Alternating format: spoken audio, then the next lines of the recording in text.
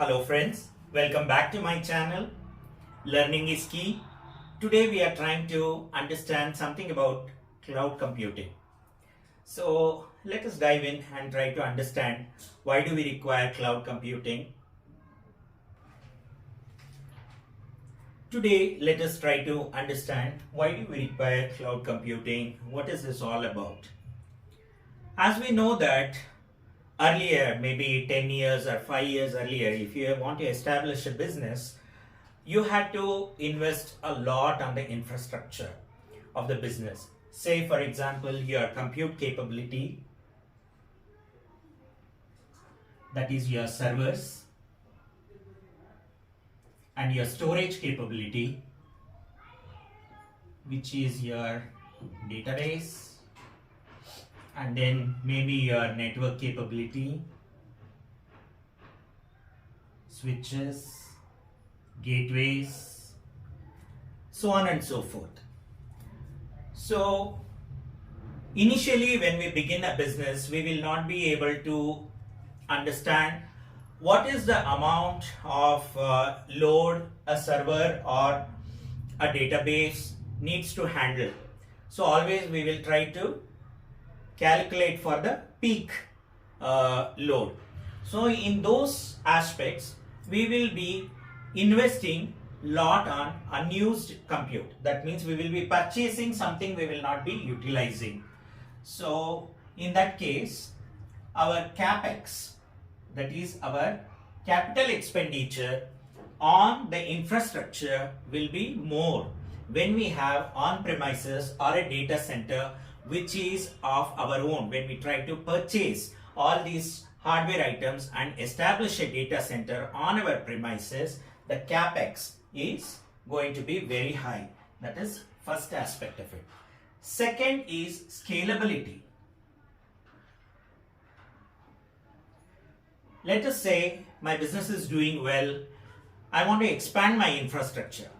In that case, if I have to introduce new data centers, in those times I might have to invest hugely on the hardware again. So when we are trying to have scalability, when we are trying to scale either vertically or horizontally, we have to invest again on the hardware. Next is maintenance.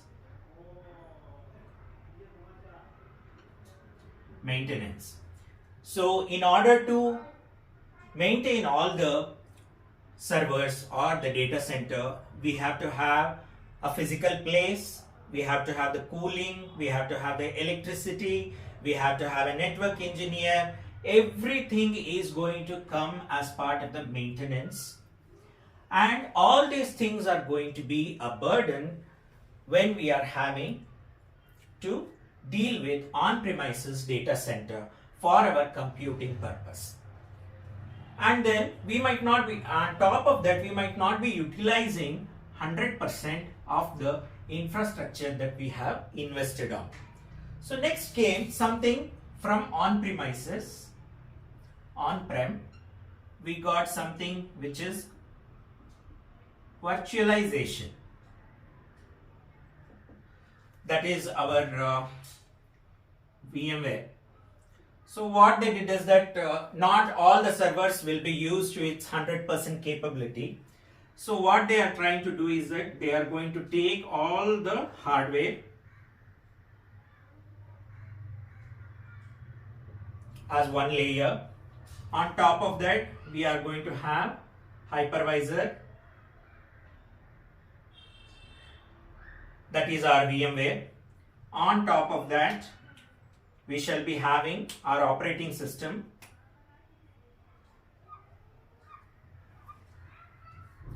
operating system 1, operating system 2. On top of that, we shall be having our, so on top of the operating system layer, we will be having a virtual machine, and virtual machine will be having whatever applications that we want. And in here also scalability is again going to be a challenge. So these are all the different ways in which our on-premises data centers were getting used to its fullest capability, but still we had so many issues.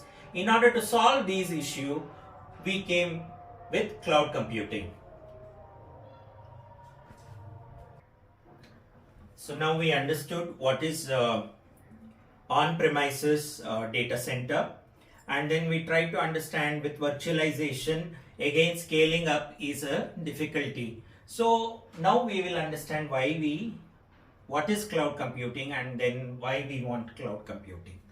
So basically cloud computing is nothing but we have our infrastructure somewhere hosted by a third party, and through internet we will be accessing all the computing capability, and then based on our usage we will try to pay. So we will be eliminating the capex, that is the capital expenditure, and we will be having only opex, that is operational expenditure, that is only in order to consume that particular computing capabilities, whatever is required, only so much we will be paying. That is called as cloud computing. So basically some of the players that are there are Google, which has GCP, and then Amazon, AWS, Microsoft, which has Azure. So these are few major players, and then basically cloud computing is internet based computing, and then we will be renting the IT resources based on our requirement. It is having the capability of auto scale up. Let us say, as I was giving, when there is a festival, there will be a sale and we need our infrastructure to scale up to the amount of traffic that we are receiving. So in that case, what happens? We have to scale up the infrastructure. So we'll be renting more computing capabilities, and this IT infrastructure, which is hosted by these major players, will be accessed by multiple clients. So they are going to, not only us but different people will be accessing. So the hardware for them will be utilized to the fullest. At the same time, we will not be spending on the capex, but instead we will be spending on opex, which is our monthly expenses, and then still we will be able to use the computing capabilities. So some of the examples are your Netflix, Gmail, and then Dropbox. These are all the different applications which use cloud computing. What are all the different types of cloud computing? We will try to understand now. So we will try to first list on-prem, that is on-premises data center, where everything is in my place. So here we have our own difficulties, but we have our advantages as well. After that, we have infrastructure as service, then we have platform as service, then we have software as service, which is called SaaS. I'm going to give an analogy in order to explain all these different concepts, where we will be having responsibilities at different levels based on the infrastructure that we will be using. First is, let us own car. Let us understand with an example. So you are going to have your own car. So in that case, you will be first purchasing the car. For that you will be paying the money. Then you will be paying the road tax. Then you will be paying the insurance amount. Then you will be paying for the fuel. Once you have done with that, you are having capability of the car, and then if you know driving, you will drive from which place you want to end up with. And then if you don't know driving, then you will keep a driver, and then you have to pay for the driver. And then this is exactly your on-prem, where you will be owning your hardware, you will be maintaining your hardware, you will be installing whatever software that you want, and you will be incurring costs based on your usage. This is the analogy where hardware operating system,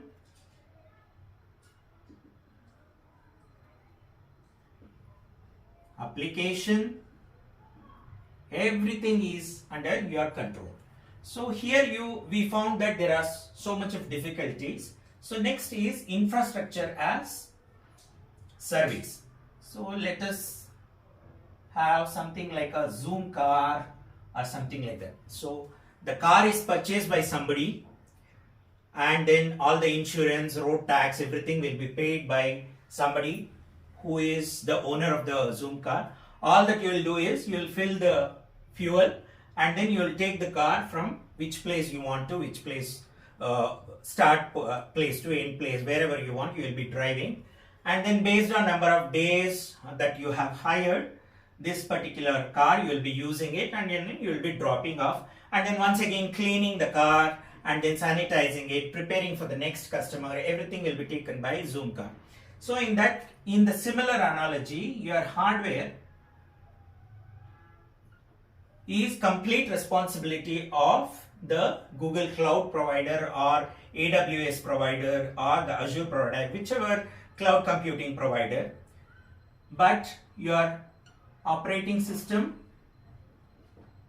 its upgrade, and then the application installation, its upgrade, everything will be your responsibility. This will be the responsibility of the provider. Next is platform as service. This is like your Ola, Uber, where the car is owned by Ola, Uber. Petrol or the fuel is also being filled by the Ola or the Uber. Only thing is that you will be paying for the travel that you will be doing. In a similar way, hardware is maintained by the vendor who is hosting the cloud computing platform. OS, that is the operating system, will also be maintained by the provider. Only the application will be your responsibility. The last will be like our BMTC bus or our train, where you have very least control, let me say, where you will be paying for the money. Start and stop also you will not be able to control, because there will be certain stops that you have to choose. So you cannot choose all the stops which you want. Please stop the bus here, or please stop the train here. That you cannot do. But you can pay and you can travel from place A to place B. Similar way, the hardware is the vendor's responsibility. Operating system is also vendor's responsibility. Software or the application that is getting hosted is also the responsibility of the cloud provider. Only thing is that you will be consuming the service provided by the third party. So these are all the different forms of cloud computing that we can think of. All of them has their own pros and cons. Let us say if you are a banking company and security is of prime importance for you, or you are a government company where you will be having so much of confidential data that you cannot really think of meddled or handled by somebody else. So in that case, you will be having your on-premises environment. And then let us say you want everything, that is your hardware alone, to be maintained by somebody else, but rest of the control should be with you. In that case, you will be using infrastructure as service. So I don't want to bother with operating system upgrades and then timely updates, security patches. These things are all not something that I want to do. So in that case, what I will do, I will use platform as a service, where hardware and operating system, everything will be taken care by the vendor. I will be installing my application, and then I will be trying to take care of the application. Now there are certain services like maps where I will ask for with certain parameters, I will get reply back with certain thing, and then there will be web services that I want to consume, or like Gmail, Netflix, or something like that, where I will be only consuming the services that are being offered. In that case, I'll be going for a SaaS offering. So these are all the different types of cloud computing that we can classify broadly. Hopefully this session was useful for you. And this was a basic introduction for cloud computing. If you have any questions, suggestions, comments, please feel free to comment below. And then if you want any other topics to be discussed, please let me know. I'll be more than happy to take up that. And then please like, share and subscribe to the channel.